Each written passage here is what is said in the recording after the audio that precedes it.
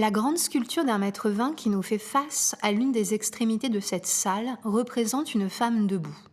Elle a les bras le long du corps et semble figée dans une position très rigide. Elle est très fine et démesurément allongée. Son visage, en revanche, encadré de cheveux coupés courts, semble trop petit par rapport à son corps. On distingue sa poitrine tombante, placée bas sur le torse, tandis que ses bras et ses mains disparaissent peu à peu, comme s'ils se fondaient dans la silhouette. Ses deux pieds, massifs et inclinés n'en forment qu'un, monumental, pris dans un socle épais et rectangulaire. Il s'agit de la femme de Venise du sculpteur suisse Alberto Giacometti.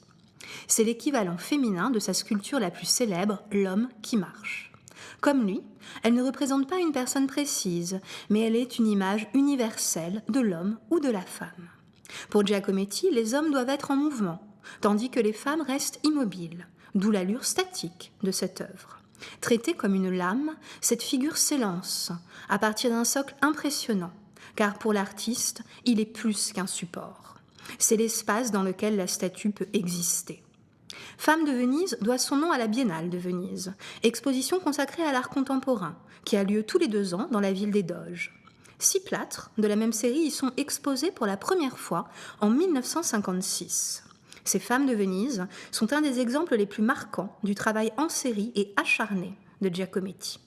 Si nous sommes ici face à une statue en bronze, au départ, une première sculpture est réalisée par l'artiste avec son matériau privilégié, l'argile, ce qui lui permet de créer rapidement. D'ailleurs, ses empreintes de doigts sont comme imprimées dans la matière. Ce n'est qu'ensuite que son frère Diego réalise à partir du modelage d'Alberto une sculpture de plâtre qui sert de fabrication à un moule. Pour finir, la sculpture est coulée en bronze. C'est cette dernière étape qui est exposée ici. Jean Genet, ami écrivain de Giacometti qui a eu l'occasion de l'observer travailler, décrit « Les femmes de Venise comme des sentinelles veillant les morts.